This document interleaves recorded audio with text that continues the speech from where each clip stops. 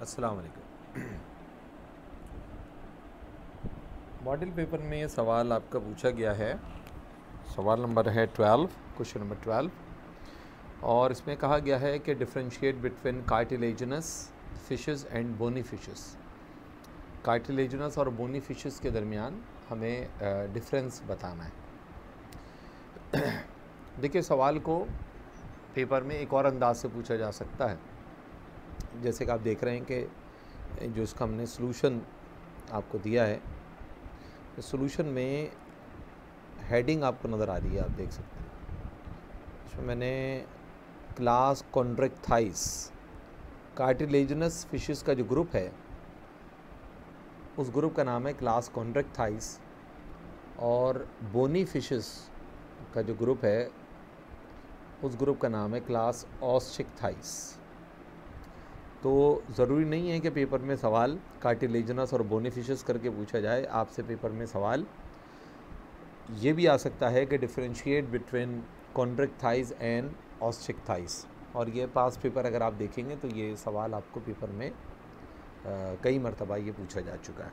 अच्छा, अभी क्या डिफरेंस होता है?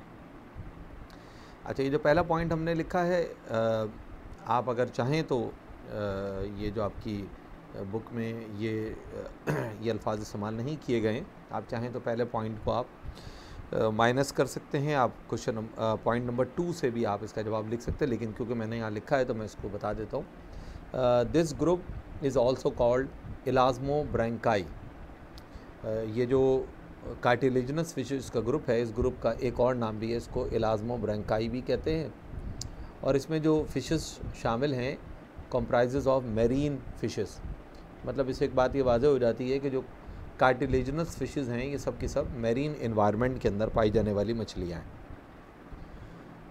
जबकि जो ऑस्टिकथाइस जो ग्रुप है, this group is also called टीलोस्टोमाई।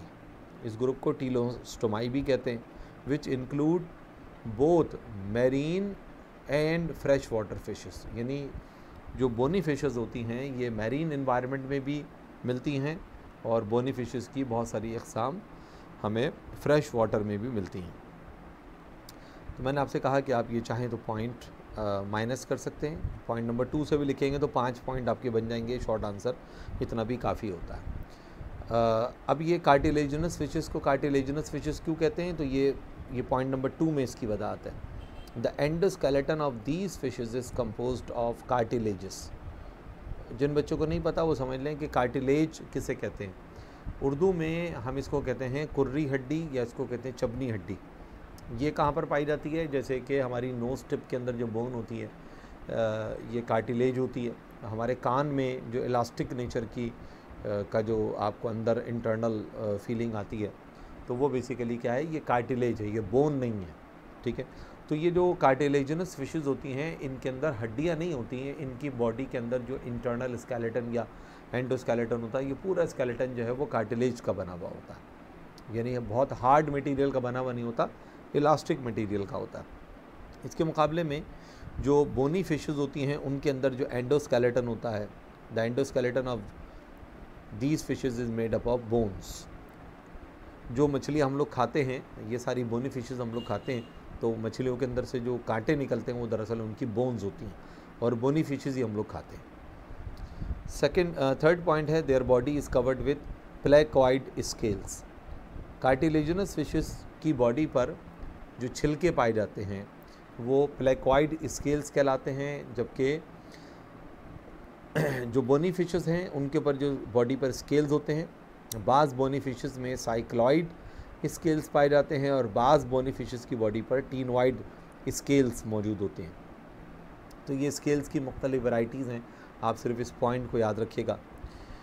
Fourth point है, their wide mouth is ventral in position, और बोनी फिशेस में कह रहे हैं कि their narrow mouth is terminal.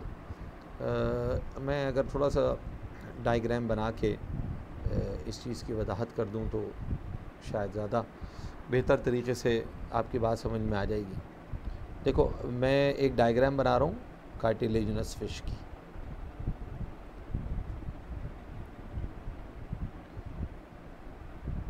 ये इस तरह की बॉडी होती है कार्टिलेजिनस फिश की।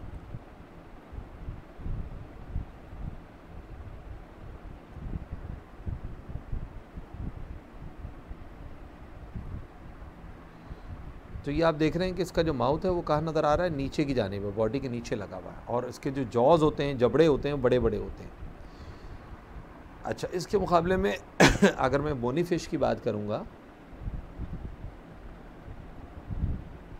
तो देखिए, बोनी फिश का जो माउथ होता है वो बॉडी की टर्मिनल पोजीशन पर होता है, यानी कोने पर होता है बिल्कुल, और उसके कार्टिलेजिनस फिशेस के मुकाबले में जो माउथ होता है वो नैरो होता है।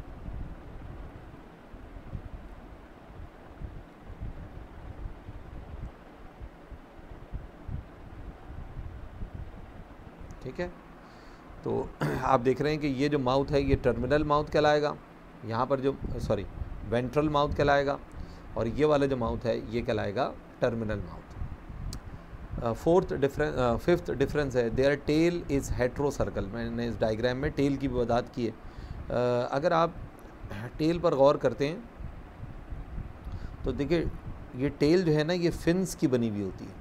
इसका जो टेल फिन है उसका एक लोब बड़ा है और एक लोब छोटा होता है। तो ऐसी टेल को, जिसके दोनों लोब्स मुख्तलिफ साइज़ के होते हैं, तो ऐसी टेल को कहते हैं हेट्रो सर्कल टेल। इसके मुकाबले में अगर आप बोनी फिशेस की टेल को देखें, इसका फिन देखें, तो दोनों लोब जो हैं वो बिल्कुल इक्वल साइज़ के होते हैं। तो ऐसी टेल को कहते हैं होमो सर्कल टेल, या ऐसे कहते हैं डाइफाई सर्कल टेल। सिक्स्थ और लास्ट पॉइंट है कि they have exposed Gill. Cartilaginous fishes में जो गिल्स होते हैं वो आपको एक्सपोज्ड कंडीशन में नज़र आते हैं। ये देखिए, ये एक्सपोज्ड गिल, इनको ओपन गिल्स भी कहते हैं। और ये वाली जो फिशेस होते हैं, इनके जो गिल्स होते हैं वो एक कवर के अंदर छुपे हुए होते हैं। इसको गिल कवर भी कहते हैं, या इसको कहते हैं ओपरक्यूलम। तो बोनी फिशेस के अंदर जो गिल्स होते हैं वो ओपरक्यूलम के अंदर इनक्लोज्ड होते हैं। एग्ज़ाम्पल्स क्या हैं?